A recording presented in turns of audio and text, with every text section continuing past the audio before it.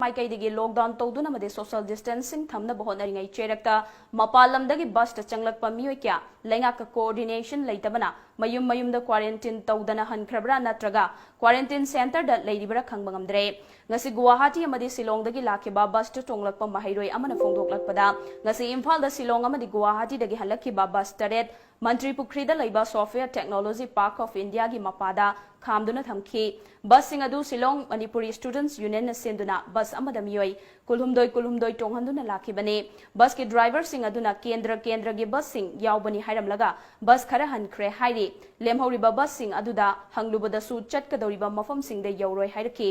tungda matam kuina ngairakpadagi amadi department ki maikaidigi pau faunadaba amadi mafam kadaida quarantine tawgadoribano khangdabana miyoi kya maru oina mahairoi kya mama mapa oibasingna puduna chatkibazu yaure fongdolaki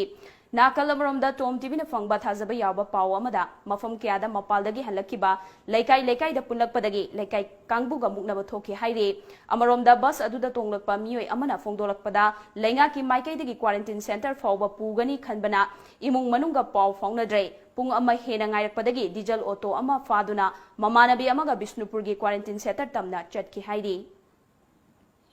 Student Union na sila galain eh, bus tadi tholai se. Adu juga sigi government dagi pass toroga government dagi pass over tu bus amada mi kulhumdoi hai to mga laure ba. Ko khoi na Manipur yorok bus tadi kanam ta sungai biram je kanam ta sulai ram je. Adu ga bus kaina khoi thadar mi thai sida lei ro sida lei horo hai de duga na sana sagi kendra dagi bus yaur ba ne hai mi bus amani khamam ne. Adu duga akhoi na hangura kan dagi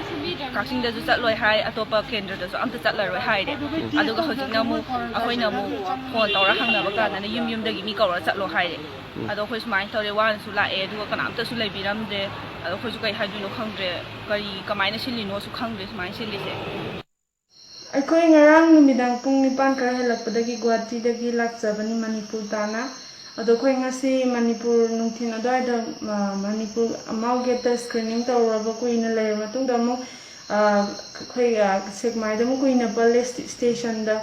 ado koi na hang mama tam da koi karai da yogani khot kani koi quarantine da mafam karai dun khotun hai matam da koi ha da gi ju sum khang de moi da hang mama tam da khang de hai ado koi Mantri Pukri yora matung da akhoi gi ne hab kan am ta lakte du matam da koi war ga le ko chen laga pai lai ta na koi yum yog da bdi ya da bani na koi auto phara ga sumai na koi yum da la e haji koi quarantine da fam da lai COVID-19 gi lockdown namar moiduna matam kuina mapanda panduna leiruraba Manipuri machasing akhanaba train amada jiribam tamna purakadoriba sigi sem saba ayamba loshelakhre